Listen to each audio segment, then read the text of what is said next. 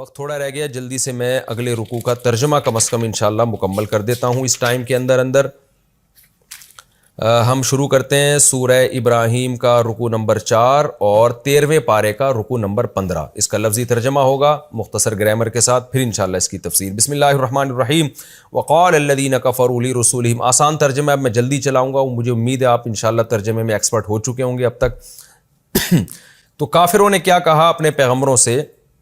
لَنُخْرِجَنَّكُم مِّنْ أَرْضِنَا، اخراج کریں گے ہم ضرور بضرور آپ کا اپنی زمین سے، یعنی اپنے علاقے سے۔ اَوْ لَتَعُودُنَّ، الا یہ کہ آپ لوٹ آئیں، یا یہ کہ آپ لوٹ آئیں، عاد یعود کا معنی لوٹنا، لَتَعُودُنَّ، آپ سب لوٹ آؤ، فی ملتنا، ہماری ملت میں۔ فَأَوْحَىٰ إِلَيْهِمْ رَبُّهُمْ، پھر اللہ نے ان پیغمبروں کی طرف وحی کی، لَنُهْلِكَنَّ الظَّالِمِينَ، کہ ہم ان ظالموں کو اب ہلاک کر دیں گے، وَلَنُسْكِنَنَّكُمُ الْأَرْضَ، اور ہم اسکن یسکنو، اسکانن کا معنی ہوتا ہے ٹھکانہ دینا، سکونت دینا، تو نسکی ننا، نون تاکید کے لیے آگے جو نون آ رہا ہے نا، ہم ضرور بضرور تمہیں یعنی پیغمبروں کو ٹھکانہ دیں گے زمین میں، من بعدہم، ان کے بعد، ان قوموں کو ہلاک کریں گے ہم، ٹھکانہ آپ کو دیں گے۔ ذالک لمن خاف مقامی، یہ جو خوشخبری ہے، ذالک لمن، ہر اس شخص کے لیے ہے، خاف مقامی، جو میرے سامنے کھڑے ہونے سے ڈرتا ہے، وخاف وعیدی تھا اصل میں، یا کو حذف کر دیا، اور میری وعید سے ڈرتا ہے، جو بھی میری جو وعید دھمکیوں کو کہتے ہیں، جو ان سے ڈرتا ہے اور میرے سامنے حساب و کتاب سے ڈرتا ہے، اور اتنا کہ اس ڈر کی وجہ سے اپنے اعمال درست کر لے، تو ان سب کے لیے میری یہ خوشخبری ہے۔ وَاسْتَفْتَحُوا، لیکن انہوں نے فیصلہ طلب کیا، استفتاح فتح فیصلے کو بھی کہتے ہیں، قوم کہنے لگی جلدی عذاب آئے، فیصلہ ہو جانا چاہیے۔ وَخَابَ كُلُّ جبار، اور خائب و خاسر ہو گیا، ناکام ہو گیا ہر جبار، عنید، ہر ضدی، ہر دھرم، عناد سے نکلا، کہتے ہیں نا ضد اور عناد۔ جبار کا مطلب جو بھی ظالم جابر لوگ تھے وہ سارے کے سارے برباد ہو گئے۔ من ورائہ، اور ہر جبار اور عنید کے پیچھے جہنم، جہنم ہے، یعنی دنیا میں بھی برباد ہوئے، اور اس کے پیچھے کیا ہے، جب وہ مریں گے تو آگے کیا ہے، جہنم ہے۔ وَيُسْقَىٰ مِن مَّاءٍ صَدِيدٍ، اور پلایا جائے گا ان کو ماء، پانی، صدید، پیپ والا۔ یتجرعہ، جرع یجرع جرعتاً، گھونٹ بھرنے کو کہتے ہیں، اور تجرع مشکل سے کسی چیز کے گھونٹ بھرنا۔ یتجرعہ، یہ اس پیپ والے پانی کو گھونٹ بھر کے پینے کی کوشش کرے گا، لیکن ولا یکادو، کادا یکادو کئی بار یہ لفظ آ چکا ہے، لیکن قریب ہی نہیں ہوگا، یسیغہ، کہ اس کو گلے میں اتار لے، اتنا گندا اور اتنا کھولتا ہوا بدبودار ہوگا کہ کوشش کرے گا گھونٹ بھر کے اس کو گلے میں اتارے، مگر اتار نہیں سکے گا۔ ساغ یسیغو کا معنی پینا، جیسے سورہ نحل میں آتا ہے نا، سائغ للشاربین، دودھ کے بارے میں آتا ہے کہ پینے والوں کے حلق میں پھسلتا چلا جاتا ہے، تو اساغا کا معنی پھسلانا، اتارنا، اور ساغا کا معنی اترنا، تو لا یکادو یسیغہ، یکرمہ کی طرح ہے، قریب بھی نہیں ہوگا کہ اس کو حلق میں اتار سکے۔ وَيَأْتِيهِ الْمَوْتُ، اور موت اس کے پاس آئے گی، مِن كُلِّ مَكَانٍ، ہر طرف سے، وَمَا هُوَ بِمَيِّتٍ، لیکن وہ مرے گا نہیں، وَمِن وَرَائِهِ، اور پھر اس کے بعد مزید عذاب غلیظ، اس سے بھی زیادہ سخت عذاب ہوگا۔ تفسیر میں انشاءاللہ اس کی ڈیٹیل آئے گی۔ سورہ ابراہیم کا رکوع نمبر 3 اور 13ویں پارے کا رکوع نمبر 15، اس کا لفظی ترجمہ چل رہا تھا، ہم اس آیت تک پہنچے تھے، مَثَلُ الَّذِينَ كَفَرُوا بِرَبِّهِمْ، یہاں تک ہم پہنچے تھے، یہاں سے آج ترجمہ اور مختصر گرامر اسٹارٹ کروں گا، پھر انشاءاللہ اس رکوع کی ہم تفسیر پیش کریں گے۔ اعوذ باللہ من الشیطان الرجیم، بسم اللہ الرحمن الرحیم۔ مثل الذین کفروا بربہم، ان لوگوں کی مثال جو اپنے رب کے ساتھ کفر کرتے ہیں، اعمالہم، ان کے اعمال ایسے ہیں، کرماد، رماد کہتے ہیں راکھ کو، جیسے کہ راکھ، اشتدت بہ الریح، اشتدت شدت سے چلی، بھی اس راکھ کے ساتھ، ریح ہوا، فی یوم عاصف، عاصف کہتے ہیں تیز ہوادار، طوفانی دن، ایک طوفانی دن میں اس راکھ کے ساتھ تیز ہوا چلی، تو ایسی ان کی اعمال کی مثال ہے، کافروں کے اعمال کی۔ لا یقدرون مما کسبوا علی شیء، یعنی ان کو قدرت نہیں ہوگی، مما، ان اعمال میں سے، کسبو، جو انہوں نے کمائے، علی شیء، کسی بھی چیز پر، یعنی جو اعمال انہوں نے کمائے ان میں کسی بھی عمل پر ان کو قدرت نہیں ہوگی، یعنی اس کا ثواب پر، اس کے رزلٹ پر قدرت نہیں ہوگی۔ ذالک هو الضلال البعید، بے شک یہ گمراہی ہے البعید، بہت دور کی گمراہی، یعنی ایسی گمراہی جو حق سے بہت دور ہے۔ الم تر ان اللہ، اے مخاطب کیا تو دیکھتا نہیں ہے کہ بے شک اللہ تعالیٰ نے خلق السماوات والارض بالحق، آسمانوں اور زمینوں کو پیدا کیا حق کے ساتھ۔ حق کے ساتھ کا مطلب کیا ہوتا ہے؟ بیکار پیدا نہیں کیا، کسی مصلحت سے، حکمت سے پیدا کیا ہے۔ این یشاء، اگر اللہ چاہے، یذہبکم، تم سب کو لے جائے، ویأتی بخلق، اور لے آئے ایک مخلوق جدید، نئی مخلوق، خلق مخلوق کو کہتے ہیں۔ وما ذلک علی اللہ بعزیز، اور یہ کام نہیں ہے اللہ پر عزیز، مشکل، اللہ کے لیے یہ کام مشکل نہیں ہے۔ وبرزوا للہ جمیعا، برز یبرزو کا معنی ظاہر ہونا، اور یہ سب ظاہر ہو جائیں گے اللہ کے لیے، جمیعاً سب کے سب۔ یہ ماضی کا صیغہ ہے لیکن فیوچر کے معنی میں ہے، کیونکہ قیامت کی بات ہو رہی ہے۔ فقال الضعفاء، تو کہیں گے ضعیف یعنی کمزور یعنی ماتحت لوگ، للذین استکبروا، ان لوگوں سے کہیں گے جنہوں نے تکبر کیا، یعنی جو بڑے لوگ تھے، فرعون ٹائپ کے متکبر لوگ، تو ماتحت ان سے کیا کہیں گے؟ انا اصل میں انا کننا لکم تبعا، ہم تمہارے تابع تھے، تمہارے فالوورز میں سے تھے۔ فہل انتم، تو کیا ہو تم لوگ، مغنون عنا، اغنا یغنی اغناء کا معنی فائدہ پہنچانا، یہاں مراد ہے یعنی عذاب دور کر کے فائدہ پہنچانا، تو کیا تم ہو مغنون عنا، ہم سے دور کر سکتے ہو، من عذاب اللہ، اللہ کے عذاب میں سے، من شیء، کچھ بھی حصہ، ہم تمہیں فالو کرتے تھے تو کیا تم ہم سے اس عذاب کو دور کر سکتے ہو؟ قالوا، تو وہ جواب میں کہیں گے، لو ہدانا اللہ، اگر اللہ ہمیں ہدایت دے دیتا، لہدیناکم، تو ہم تمہیں بھی ہدایت دے دیتے، سیدھے راستے پہ چلا دیتے۔ سواء علینا، برابر ہے ہم سب پر یہ بات، کیا بات؟ جزعنا، جزع یجزع کا معنی چیخنا، چلانا، جزا فضا کرنا، کہ ہم جزا فضا کریں، چیخیں چلائیں، ام صبرنا، یا ہم صبر کریں۔ ما لنا من محیص، ہمارے لیے کوئی نجات کا راستہ نہیں ہے۔ حاصہ یحیصو کا معنی نجات طلب کرنا، تو محیص نجات کی جگہ، مفعل کے وزن پر، نجات کی جگہ، تو ہمارے لیے کوئی نجات کی جگہ نہیں ہے۔ یہ جی رکوع نمبر 3 اور 15 کا، سورہ ابراہیم کے رکوع نمبر 3 اور 15 کا لفظی ترجمہ مکمل ہوا۔ اب ہم اس کی تفسیر کی طرف چلتے ہیں۔ آپ کو معلوم ہے اس سے پہلے رکوع میں بھی انبیاء کی بات چل رہی تھی، اجمالی طور پر، کسی خاص پیغمبر کا تذکرہ نہیں، بلکہ اللہ عمومی تذکرہ کر رہے تھے کہ پیغمبروں، جتنے بھی پیغمبر آئے انہوں نے اپنی قوموں سے یہ بات کہی، قوم نے جواب میں یہ کہا۔ تو پچھلے رکوع سے اس کا لنک ہے، یہ بات چل رہی تھی کہ پیغمبروں نے کیا کہا کہ بھئی ہم تمہارے سامنے تمہارا فرمائشی معجزہ نہیں لا سکتے، ہم بشر ہیں، اللہ نے ہم پر احسان کر کے پیغمبر بنا دیا، لیکن تم شک کر رہے ہو خدا کی ذات میں، ہم تمہیں اللہ کی طرف بلا رہے ہیں، تم اس کے قائل نہیں ہو کے دے رہے، اور تم جو یہ ہمیں دھمکیاں لگا رہے ہو، تو ہم تمہاری مصیبتوں پہ صبر کریں گے، ہم دعوت سے پیچھے ہٹنے والے نہیں ہیں۔ جب یہاں تک بات پہنچی تو گویا پیغمبروں نے ان قوموں کو مایوس کر دیا کہ ہم تو دعوت دیتے رہیں گے اور ہم پیچھے ہٹنے والے نہیں ہیں۔ تو پھر قوم نے سب سے بڑی دھمکی دی، وہ دھمکی کیا دی؟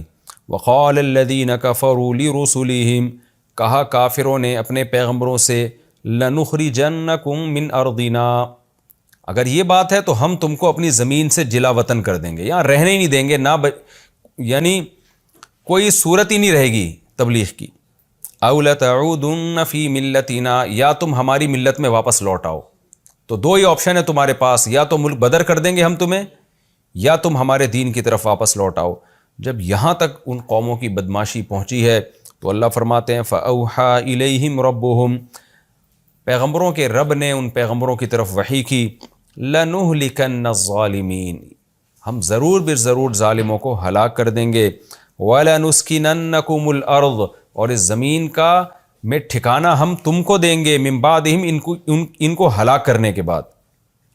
اور یہ صرف تمہارے لیے نہیں ہے، ذالک لمن خاف مقامی، جو بھی میرے پاس کھڑے ہونے سے ڈرتا ہے، جس کو دل میں بھی آخرت کا خوف ہے، وخاف وعید، اور میری وعیدوں سے ڈرتا ہے، تو ان سب کے لیے یہ خوشخبری ہے کہ میں نافرمانوں کو تباہ کروں گا، فرما برداروں کو غالب کروں گا۔ وَاسْتَفْتَحُوا، ان دھمکیوں کے بعد بھی قوم باز نہ آئی اور انہوں نے فیصلہ جلدی طلب کیا۔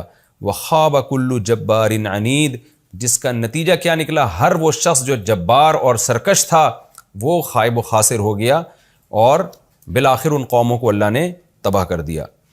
اور اس تباہی کے بعد کیا ہے آگے؟ کیا وہ سکون میں آ گئے؟ نہ، من ورائہ جہنم، ہر اس جبار اور سرکش کے پیچھے جہنم ہے، جس کا میں عذاب کیا دیا جائے گا۔ وَيُسْقَى مِن مَّاءٍ صَدِيدٍ، ان کو پیپ پلائی جائے گی۔ يَتَجَرَّعُهُ، جس کو وہ گھونٹ بھر بھر کے پینے کی کوشش کرے گا۔ وَلَا يَكَادُ يُسِيغُهُ، لیکن اس کو حلق میں اتار نہیں پائے گا اس کی گندی بدبو کی وجہ سے۔ قرآن میں یہ مضمون بھی اور بھی مقامات پر ہے کہ جو زخموں کی پیپ ہوگی نا، وہ اللہ ان جہنمیوں کو پلائیں گے۔ 2 قسم کے مشروبات کا، 3 قسم کے مشروبات کا ذکر ہے قرآن میں۔ ایک زقوم، یعنی معقولات کا، ایک زقوم جو انتہائی کڑوا درخت ہوگا، اور ایک کھولتا ہوا پانی جس سے حدیث میں آتا ہے کہ نیچے کا ہونٹ سوج کے نیچے تک پہنچ جائے گا، ناف تک، اتنا کھولتا ہوا پانی ہوگا۔ اور ایک جہنمیوں کی پیپ ہوگی۔ اللہ تعالی ہمیں اس عذاب سے محفوظ رکھیں۔ وَيَأْتِيهِ الْمَوْتُ مِن كُلِّ مَكَانٍ، اور چاروں طرف سے موت اس کو گھیرے گی۔ جب آپ کسی کو بہت زیادہ عذاب میں ڈالتے ہیں تو وہ ظاہر ہے مرنے لگتا ہے نا، اس کو یہ ہونے لگتا ہے میں مر جاؤں گا، تو موت چاروں طرف سے آئے گی، اتنی سخت تکلیف ہوگی۔ وَمَا هُوَ بِمَيِّتٍ، لیکن وہ مرے گا نہیں، کیونکہ مر گیا تو پھر تو ختم نا، یعنی اس کو تکلیف کا احساس ختم ہو جائے گا۔ وَمِن وَرَائِهِ عَذَابٌ غَلِيظٌ، اور اس کے بعد اس سے بھی بڑا عذاب ہوگا۔ یعنی یہ جو پیپ پلائی جائے گی اور کھولتا ہوا پانی پلایا جائے گا، تو اس کے بعد یہ نہیں ہے کہ وہ راحت میں آ جائیں گے، بلکہ اس سے بھی بڑا عذاب۔ وہ کیا ہے؟ آگ کا عذاب۔ قرآن سے یہ پتہ چلتا ہے کہ جہنمیوں کو یہ عذاب کے بعد بھی، اس عذاب کے بعد پھر آگ میں ڈالا جائے گا۔ تو اللہ تعالی ہمیں اس عذاب سے محفوظ رکھیں۔ مثل الذین کفروا بربہم، اب سوال پیدا ہوتا ہے کہ اللہ جو لوگ ایمان نہیں لے کر آتے، شرک کرتے ہیں، ان کو ایسی وعیدیں سنا رہا ہے کہ ایسی آگ میں ڈالا جائے گا ان کو، اور یہ سب کچھ پلایا جائے گا ان کو، تو آخر ان کے کچھ اچھے اعمال بھی تو ہیں نا، تو ان اچھے اعمال کا کیا بدلہ ملے گا؟ تو اللہ نے اچھے اعمال کی مثال دی۔ اللہ نے فرمایا ان کے اعمال کی مثال راکھ کے ڈھیر کی طرح ہے، جو دیکھنے میں بڑے نظر آتے۔ راکھ جو ہے نا، جلی ہوئی چیز جو جل جل کے راکھ بن گئی ہو، تو اس کا آپ کوئی پہاڑ ہو یا کوئی ٹیلا ہو، کوئی بڑی کوانٹٹی میں وہ راکھ جمع ہوئی ہوئی ہو، تو دیکھنے میں کیا لگے گا؟ بھئی بہت بڑا پہاڑ ہے، بہت بڑی ڈھیری ہے، لیکن ویٹ اس کا کچھ بھی نہیں ہوگا، آپ ایک پھونک ماریں گے اڑ جائے گی۔ تو اللہ فرماتے ہیں کافر جو خدا پہ ایمان نہیں رکھتا، وہ کتنے ہی اچھے عمل کر رہا ہے، اس کے عمل کوانٹٹی کے لحاظ سے تمہیں بہت بڑا لگے گا، لیکن کوالٹی کے لحاظ سے اس کا اللہ کی نظر میں کوئی ویٹ نہیں ہے۔ جیسے ایک آدمی اپنے باپ کی نہ مانتا ہو، اس کا انکار کرتا ہو، محلے والوں کی خدمت کر رہا ہے، تو محلے والوں کی نظر میں تو اس کا عمل بڑا ہے، لیکن باپ کی نظر میں اس کی کوئی ویلیو نہیں ہے۔ تو جو اللہ کو نہیں مانتے، چونکہ آخرت میں ثواب یا عذاب وہ تو اللہ نے دینا ہے نا، تو جو اللہ ہی کا انکار کر دیں، جو سب سے بڑا محسن، سب سے بڑا خالق، سب سے بڑے احسانات اس کی آیات میں غور ہی نہ کریں، تو کتنے ہی اچھے ہو جائیں، اللہ کی نظر میں وہ اچھے نہیں ہیں۔ تو اس لیے اللہ نے فرمایا کہ کافر اچھا عمل کر ہی نہیں سکتا، اللہ فرماتے ہیں اس کے اچھے عمل کا ہماری نظر میں وزن نہیں ہے۔ تو راکھ کا ڈھیر دیکھنے میں بڑا لگے گا، لیکن تیز طوفانی ہوا جب چلے گی تو اس کو تو ہلکی سی ہوا اڑانے کے لیے کافی ہے، تیز ہوائیں اس کا کیا حشر کریں گی، کچھ بھی باقی نہیں بچے گا۔ تو ایسے ہی قیامت کے دن جب کافر اپنے عمل کے وزن کو دیکھے گا نا، تو وہ اس کو یہ احساس ہوگا کہ میرا عمل دیکھنے میں بہت بڑا تھا، لیکن آخرت کی طوفانی ہوا نے اس عمل کے ڈھیر کو ایک دفعہ میں ختم کر دیا ہے، تو کوئی قدر نہیں اللہ کے ہاں اس عمل کی۔ تو یہ ایک تشبیہ ہے، مثال ہے، ورنہ اتنی بات قرآن و سنت سے بہرحال ثابت ہے کہ کافر اگر نیک عمل کرتا ہے تو اس کے عمل کا آخرت میں بدلہ تو بالکل نہیں ملے گا، لیکن یعنی بدلے کا مطلب جنت کی صورت میں، لیکن اتنی بات ضرور ہے کہ جو کافر بد عمل تھا اس کو عذاب زیادہ ہوگا، جو اچھا عمل کر کے گیا اس کو عذاب بہرحال دوسروں سے کم ہوگا۔ تو اتنی بات ضرور ہے۔ تو اللہ نے جو کہا نا کہ بالکل بے وزن کوئی اوقات نہیں ہے، وہ ثواب کے اعتبار سے، یعنی اچھے عمل کا جو انعام کی صورت میں بدلہ ملتا ہے جنت کی صورت میں، اس کے لحاظ سے وہ عمل اس کا زیرو ہے۔ ہاں یہ بات ضرور ہے کہ کافر اگر اچھے عمل کرے گا، انسانیت کی خدمت کرے گا، سخاوت کرے گا، جیسے حضرت ابو طالب نے نبی صلی اللہ علیہ وسلم کی بہت زیادہ خدمت کی، تو اس خدمت کا ان کو آخرت میں جنت کی صورت میں تو بدلہ نہیں ملے گا، لیکن صحیح احادیث سے یہ بات ثابت ہے کہ ان کو عذاب دوسرے کافروں کی نسبت کم ہوگا۔ اور ظاہر ہے اللہ کے انصاف کا تقاضا بھی یہی ہے کہ ایک جہنم وہ ہے جس میں ابو جہل ہوگا اور جس میں فرعون ہوگا، تو عام کافر اس جیسا برا تو نہیں ہوتا نا، وہ تو ظاہر ہے اس لیول کی انہوں نے بدماشیاں یا برائیاں نہیں کی ہوتی ہیں، تو اس لیے جہنم کے میں بھی درجات میں فرق ہوگا قیامت کے دن۔ اللہ فرماتے ہیں لا یقدرون مما کسبوا علی شیء، جو اعمال انہوں نے کیے ہوں گے ان میں سے کسی عمل پر بھی قدرت نہیں ہوگی۔ عمل کا مطلب عمل کا بدلہ، کیونکہ آخرت میں جو ہمیں عمل ملے گا وہ بدلے کی صورت میں ملے گا، تو اللہ کہتے ہیں اپنے عمل پر ان کو قدرت ہی نہیں ہوگی، عمل ان کے ضائع ہو چکے ہوں گے، تو وہ اس کا بدلہ نہیں ملے گا ان کو۔ ذالک هو الضلال البعید، اللہ فرماتے ہیں یہ بہت بڑی گمراہی ہے، کہ یعنی حق سے بہت دور ہے یہ گمراہی، کہ جس میں اتنی بڑی گمراہی ہے کہ آپ کے سارے اعمال برباد ہو رہے ہیں، تو کتنی بڑی گمراہی ہے، ایسی کفر اتنی بڑی گمراہی ہے، شرک اتنی بڑی گمراہی ہے کہ اس کے ہوتے ہوئے آپ کے سارے اعمال ضائع ہو رہے ہیں۔ الم تر ان اللہ خلق السماوات والارض بالحق، اب کفر اتنا بڑا جرم کیوں ہے؟ اللہ کہتے ہیں تم انکار کس کا کر رہے ہو؟ اس خدا کا، تو کیا دیکھتے نہیں ہو کہ اس اللہ نے آسمانوں اور زمینوں کو حق کے ساتھ پیدا کیا؟ کیا مطلب؟ کافروں کی بہت ساری قسمیں ہیں، کچھ اللہ کے منکر ہیں، کچھ اللہ کے ساتھ شریک کرتے ہیں، کچھ آخرت کے منکر ہیں، تو اللہ کہتے ہیں یہ تم کیسے انکار کر رہے ہو؟ یہ کائنات تمہیں یہ بھی بتا رہی ہے کہ خدا ہے، یہ کائنات تمہیں یہ بھی بتا رہی ہے کہ وہ اکیلا ہے، اور یہی کائنات تمہیں یہ بھی بتا رہی ہے کہ اس خدا نے اتنی بڑی کائنات کو بیکار پیدا نہیں کیا۔ اگر موت کے بعد دوبارہ زندگی نہیں ہے، انسان کی آزمائش نہیں ہے، تو پھر اس کائنات کو پیدا کرنے کا مقصد کیا ہے؟ تو اس کا مطلب تو محض اللہ نے انٹرٹینمنٹ کے لیے ایک چیز کو پیدا کیا ہے، تو ایسا نہیں ہے۔ تو اے مخاطب، کیا تو یہ جانتا نہیں ہے کہ اللہ نے اس آسمانوں اور زمینوں کو حق کے ساتھ پیدا کیا ہے، کسی حکمت سے پیدا کیا ہے، اور اس کو تم پر قدرت اتنی ہے؟ دیکھیں، دو وجہ سے ہمیں اللہ کی مان کے چلنا ہے۔ نمبر ایک، ہم حساب و کتاب کے لیے پیدا ہوئے ہیں، اپنی منمانی زندگی گزارنے کے لیے نہیں۔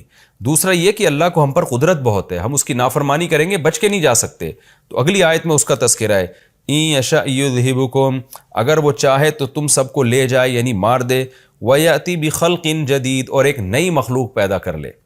جیسے اس نے انسان کو پیدا کیا اپنی قدرت سے، تو اس کو ختم کر کے دوسری مخلوق بھی پیدا کر سکتا ہے، تو تم کیوں خدا کی نافرمانی اور بغاوت پہ تلے ہوئے ہو؟ رہا یہ مسئلہ کہ اللہ ایسا کیسے کرے گا، یہ دوبارہ سے نئی مخلوق کیسے پیدا ہوگی؟ وما ذلک علی اللہ بعزیز، اللہ فرماتے یہ کام اللہ کے لیے کوئی مشکل نہیں ہے۔